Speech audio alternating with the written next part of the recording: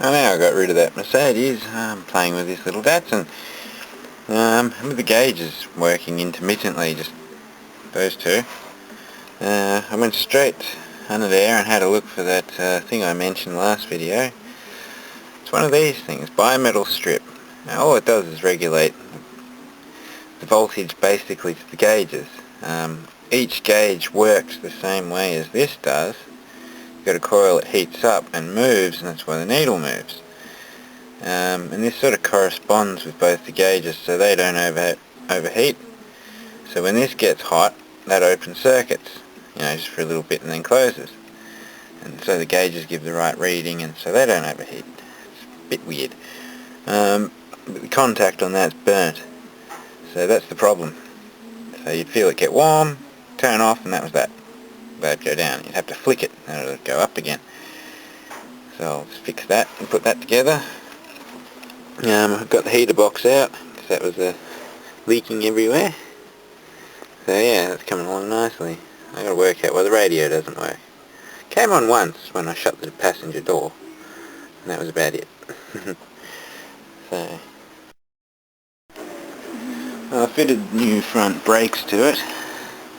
So I've got new shoes and cylinders. Going to get new brake hoses made and give it a full grease. Got the radiator out. Yeah, it's puny. Going to get that rebuilt or make a new one, which I think is going to be the case.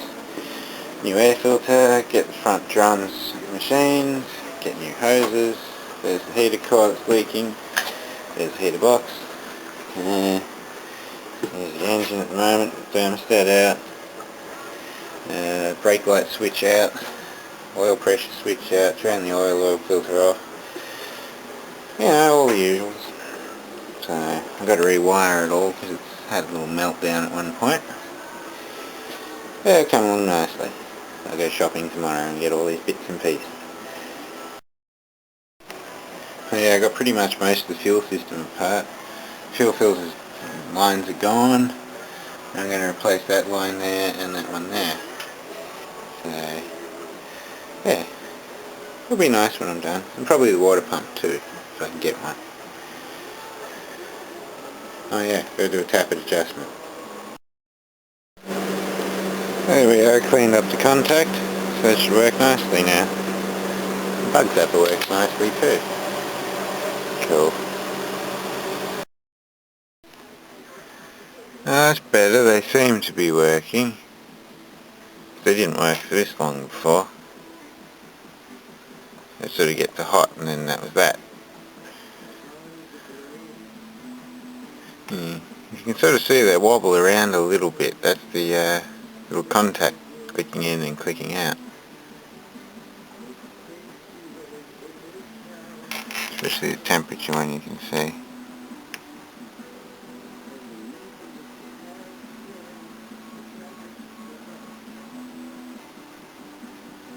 I've got it hot wired under the bonnet if you wonder why it's saying hot. The fuel gauge seems a little more accurate now too. Sure. If it fails I'll go try and find another one, but that might be tricky.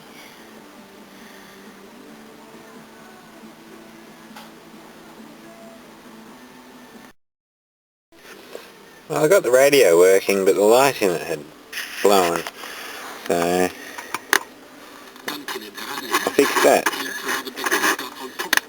Just the little things.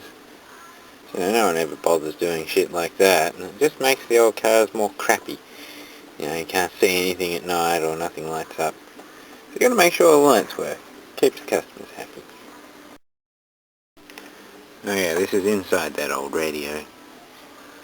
Don't look too old.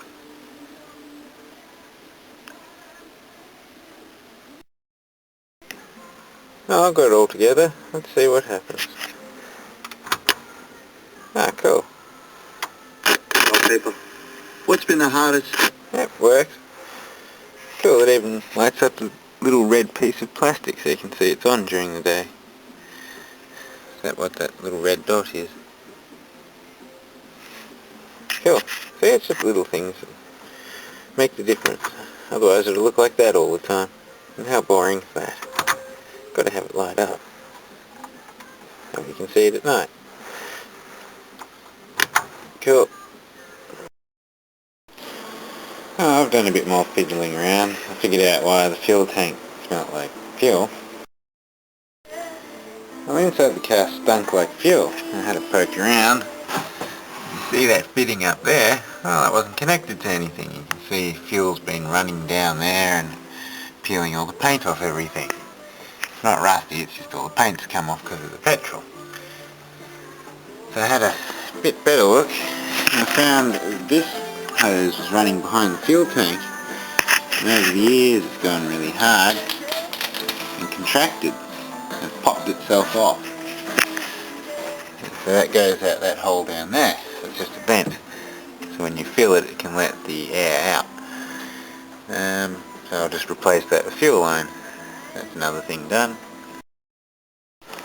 I've done some fiddling around up here and worked out why the reverse lights don't work.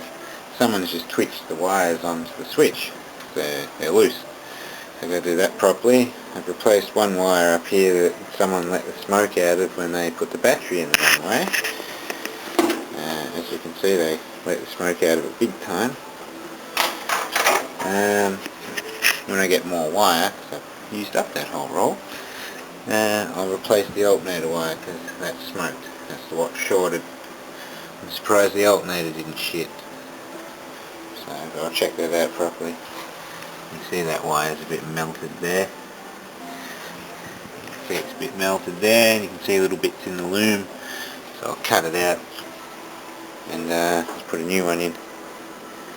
That should be about all for tonight. I need to go shopping now. This setup's still working nicely. Just got on low tonight. It's nice and warm. Hasn't blown up yet, so that's a good thing. Flue works well.